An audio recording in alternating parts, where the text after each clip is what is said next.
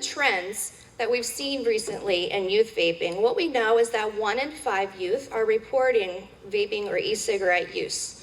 And that has become exponentially worrisome as we've gone through this process with tobacco in the past and have seen where that can lead. From 2017 to 2018, we saw an explosion in youth vaping with a 50% increase in the middle school ages and an 80% increase in the high school ages. And what that led to is the Surgeon General releasing a declaration of youth vaping as an epidemic in 2018.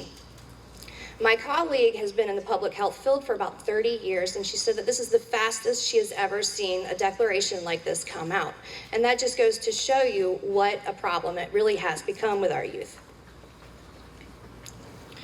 Whereas in the past we've seen a decline in the number of youth that have been using traditional cigarettes and have spent decades on working on that, now with the introduction of these vaping devices, we're actually seeing an increase, a reversal in that number of the number of youth that are using any kind of tobacco product.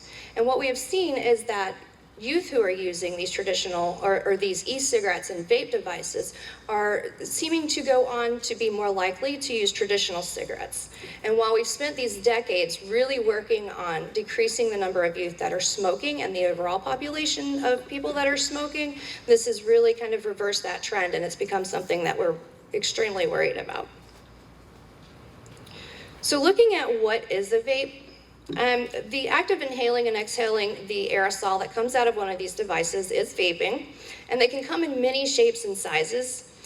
They can be used to vape multiple substances, including nicotine, THC, not as prevalent in youth, but we've seen some people who have vaped bath salts, flakka, synthetic marijuana, also known as K2 or spice, as well as some psychedelics like DMT.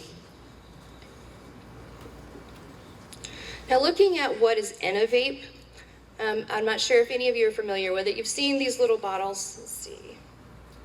They come in a box like this that contain an e-liquid that are used to fill these devices. And while a lot of people feel like, it's just a flavored water, what we're finding is that it's not flavored water. The vapor and the liquid from these devices contain many of the same cancer-causing chemicals that we have seen in traditional cigarettes, and they contain nicotine, which we know primes the youth brain for further addiction. And when you see people who are talking about these zero nicotine e-liquids out there, what needs to really be kind of in the back of your mind is that 9 out of 10 bottles of e-liquid that were claiming to be zero nicotine actually contain nicotine. They tested positive for nicotine, and when you look on the back of the bottle, it lists nicotine as an ingredient. So when we're hearing people saying, "Oh, I'm using zero nicotine," it's 9 times out of 10, it's not zero nicotine. When you look at youth effects of youth vaping on the brain, what we see is that vaping and nicotine use can slow down the brain development. It affects our memory and concentration, and also affects self-control, attention, and mood.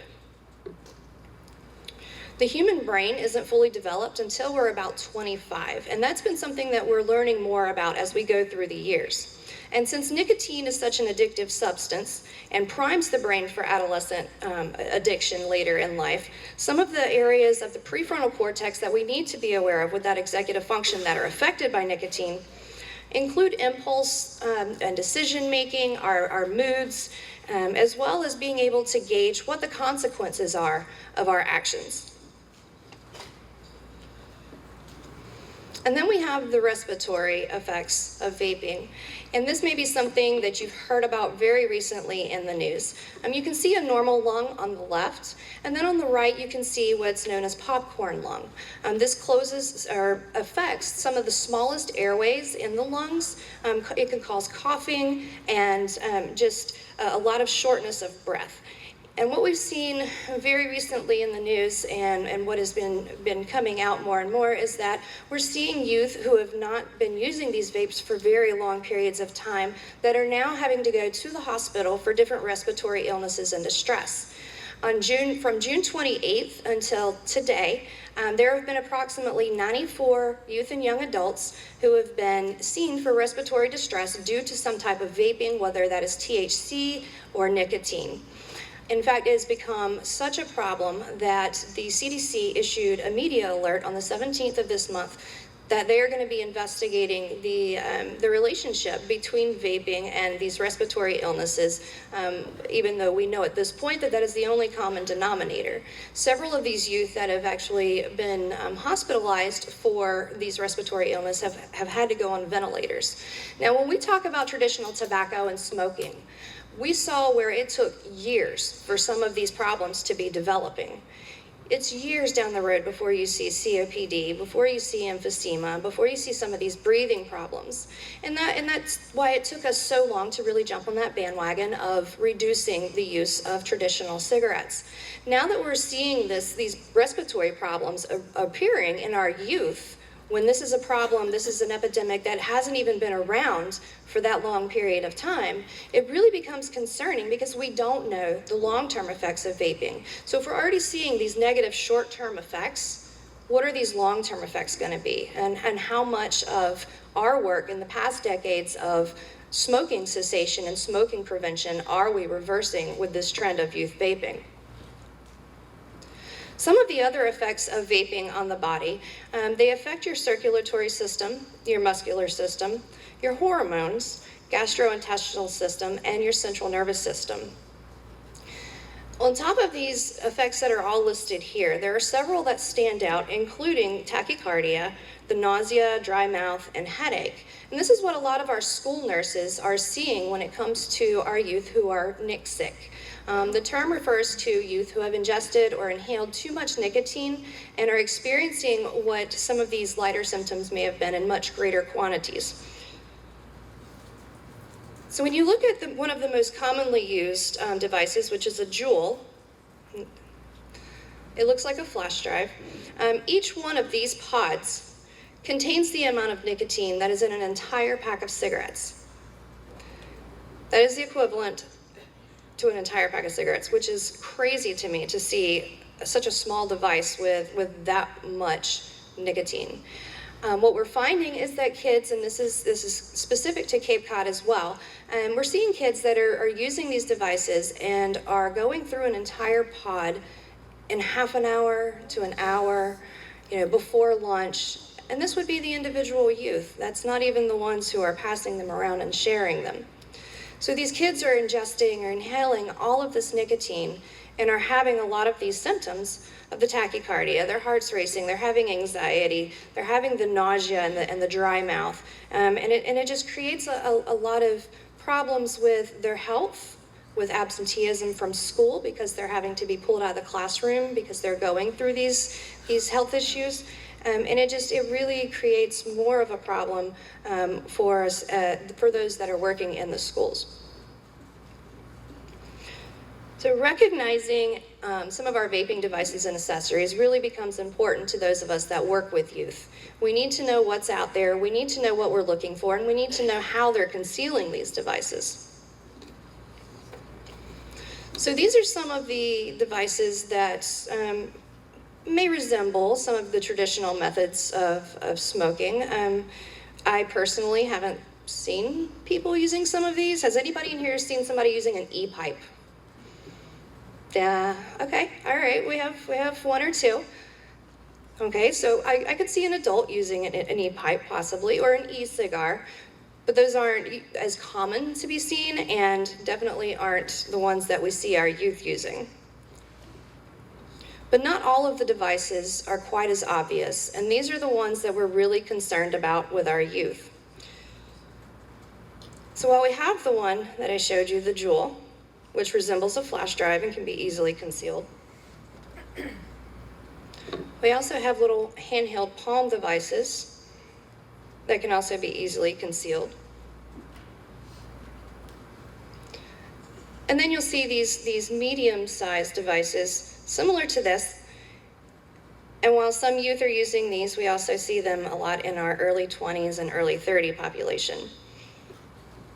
There are quite a few other devices that are also easily concealable, with one of them being the store and drop, which is the one that you'll see on the far right-hand side. And that one can actually resemble a highlighter if you don't know what you're looking at. That one is a pod device, but it's also refillable, so the kids are reusing these pods.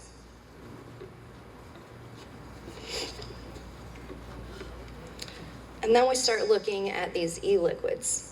There are people who have said, the e-liquids aren't the problem, that, adult smokers are using the flavors to come off of traditional cigarettes, and that is not what I'm here to talk about. My problem is when we see these e-liquids being marketed to our youth because it's appealing to them.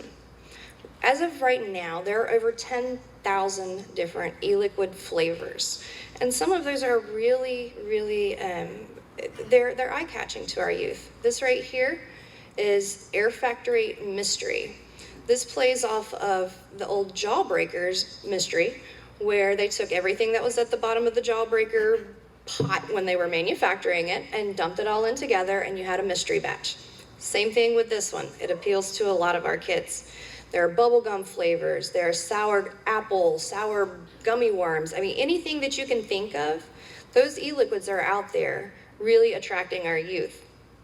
The number one reason that youth report vaping is because of the flavors. 80% of the youth in 2014 that were vaping between the ages of 12 and 17 responded that they were using vapes because of the flavors. That's why they initiated their use. And this is the same approach that was used by Big Tobacco years ago. There were memos from Big Tobacco in the 60s that stated that the kids today are the next generation of smokers. They knew from early on that their tactics needed to include marketing to youth. And even at this time, what we see is that the 5 major key players in Big Tobacco all own stock in our e-cigarette and vape companies. So all of them are knowing, they know that this is something that they need to be progressive. They need to go with what the current trends are, and they're slowly shifting their focus over to e-cigarettes and vaping. For one example, Reynolds, who owns Marlboro, owns 30% stake in Juul, the #1 device used by teens. So this is one of the items that is used to conceal e-cigarettes. It's meant to look like a hoodie, and this is the strings of your typical hoodie that the device is able to slip onto. There's a pocket on the front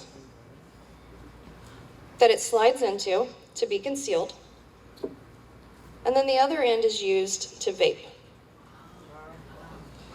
This actually contains a tube inside. They were well prepared. They know what they're doing. So the hood zips out, and this is easily removable, so they can wash the hoodie, and it just looks like a typical hoodie. And then they have backpacks that do the same thing. And these backpacks, this particular company actually makes the backpacks so that they contain a water bladder, so like a Camelback or one of the hydration packs that people use that does have that in there. But then it has the additional tubing that looks similar to that is also used to conceal a vape and allow them to vape. Now these products are available online, so I'm not sure exactly how many youth are ordering this specific product, but what we have seen is that there are youth who are creating their own. So while you can't look out specifically for this company's logo, what you can be looking for is more youth who are wearing hoodies, who are kind of concealing themselves, who keep the hood on that maybe traditionally wouldn't. When you see them chewing on their strings, they may not be chewing on it. So some of the other accessories that we've seen, or that you can look out for as far as when you want to determine whether or not a youth has been vaping or is using, there are different coils that go into some of the larger mod devices. We don't typically see kids using a lot of these because they are bulky. They do require a lot of maintenance because they have to change the coils out and they need to carry the e-juice or the e-liquid with them at all times. But this is something that you will see if there's someone around that's using one of those devices. There are different types of cartridges that come off. Some are easily refillable, some of them are not. And then one that has typically really concerned me are these smaller cartridges. Let's see if I can unscrew it. That look like this. These specific cartridges are what you will find at a marijuana dispensary that contain THC, and they just screw into either a vape that is specific to using marijuana or can screw into any of these other devices that are supposed to be used for nicotine. So when kids are concealing these devices, you don't know what they're using. It could be nicotine, it could be THC. And that's another point where it becomes really important for us to recognize when a youth is using a vape and what we can do to prevent that.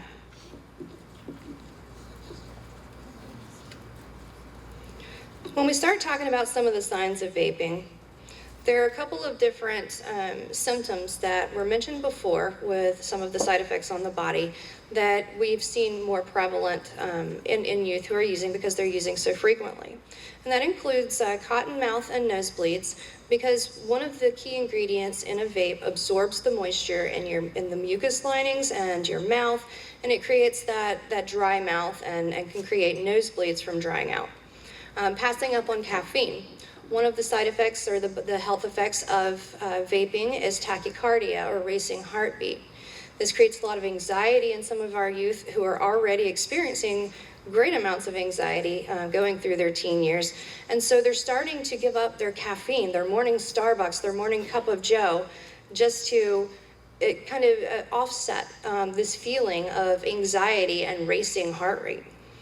Adding more seasoning than usual. You guys may not see this, but parents will when their kids are salting and peppering their foods more, just because with the vaping, they get what they call vapor's tongue, and it's a coating on the tongue that they don't have as much taste anymore. And so as they're vaping and as it continues, you'll start seeing more seasoning use so that they can actually taste their food. So some of the other signs of youth vaping can include the sweet smells, which I think a lot of us are familiar with. We all know that because of these liquids that are out there that resemble so many candy flavors and fun flavors, most of the vape aerosols do smell relatively sweet. That can be hard to discern from, say, Bath & Body Works body sprays, but we do need to be aware that that is one of the key signs that we can look for when a youth is vaping. When you see someone who is coughing more than usual, vaping is an irritant to our respiratory system. And just as I mentioned earlier, with it affecting the airwaves in your lungs, you're going to see kids who are coughing a lot more. You may see them passing items back and forth. Teenagers are excellent at finding new ways to make money. And what we're seeing is that some of our youth are handing off the devices and charging per hit. Here's my device, take a hit, give me $3 and you can have a hit. They also take these pods once they're empty, because YouTube shows you how to refill them, and they will save them up and trade them off, say for another pod that's full. Say, hey, give me 5 pods and I'll give you one that's full. And it may be nicotine or it may be THC. You'll also see them exhaling into say their hoodies if they don't have one of these wonderful vaping hoodies that we're passing around. They may be exhaling up their sleeve or into a backpack. An empty water bottle is a popular one. So those are some of the common signs that you can look for.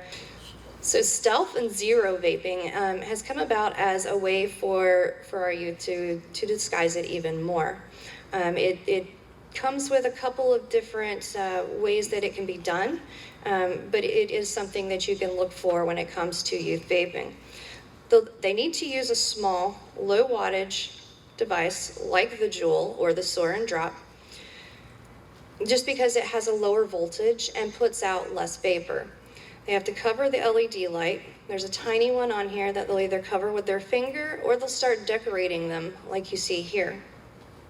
And once they inhale, they'll take a short breath, remove the device, and then they take another short breath before they exhale, so that it's going into their lungs even more, so that when they do exhale through either their nose or pursed lips, it's less vapor than the device would even put out before.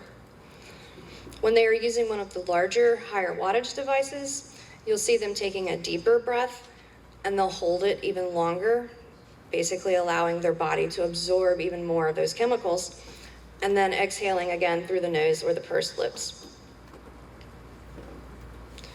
There's some other concerns around vaping that we've already mentioned, but I'd like to reiterate, and that's around the fact that they are commonly used to vape marijuana. Regardless of what your thoughts are on the legalization of marijuana, it is detrimental to the developing brain, and our youth do not need to be using it. This is a device that's commonly used to vape marijuana. And then also, as with traditional cigarettes, there's secondhand vapor. And since we don't know what the full effects are of vaping and the aerosol that's emitted from these devices at this point, then we can't really determine what the effects of the secondhand vapor are. But what we do know is that the chemicals that are in these e-liquids are emitted through this vapor and this aerosol and are being inhaled by other people that may be in the room. And some of these chemicals are, like I said, the cancer-causing materials or chemicals. There are heavy metals, diacetyl, which is what is known to cause popcorn lung, and then other chemicals as well. So what are some of the next steps that we can take? Specifically for you guys, I would say some of the next steps is to know your school's chemical health policy. What is the policy on confiscation of these devices? Every school policy is different. So I encourage you to go back and learn what the school's policy is on confiscating. Who do you report the infraction to? What is the policy for disciplinary action when a youth has been caught vaping? And then the last point I'd like to make on some of the next steps is to learn how you can talk to youth in a way that they don't feel threatened. Every kid needs a connection to an adult, to a positive role model, and it doesn't matter who that person is. Within the schools, a lot of people think that's the responsibility of the teachers. My daughter, when she was in high school, her closest connection was her ISS teacher. She loved that woman. She reached out to her all the time.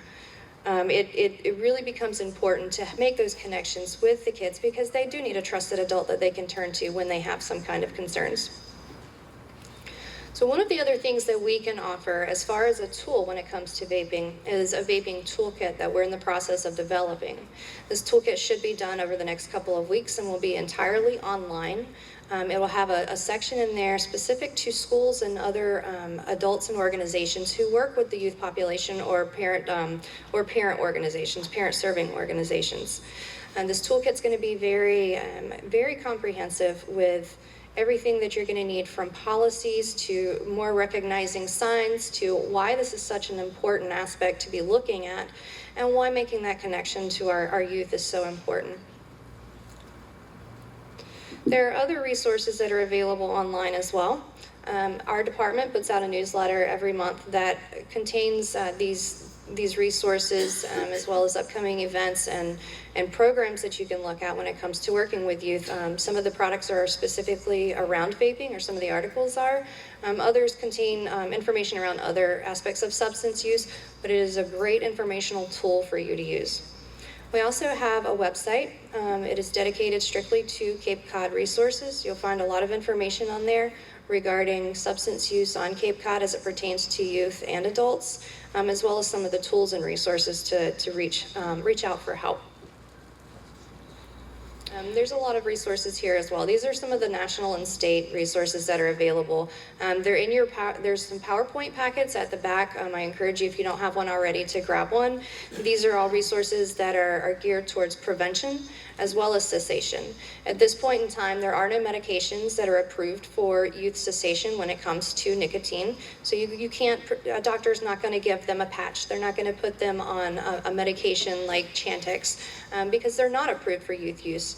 In some extreme cases with older teens, you may see them doing this, but at this point in time, the only effective way for youth cessation of nicotine is to use some of these programs, which include a lot of peer support and text messaging. So if you familiarize yourself with some of those apps and programs, that could be one aspect of that connection that you can make with these youth and help them on their journey to getting off of using the vapes and nicotine cessation. So here's my contact information. In my role at the county, I'm here to provide any kind of technical assistance with all aspects of substance use. I encourage each of you to take the time to review some of the materials that were provided. And if you have any questions, concerns, you need materials, we are more than happy to provide that to you. So I encourage you all to reach out to me if you have any questions, and thank y'all for having me here.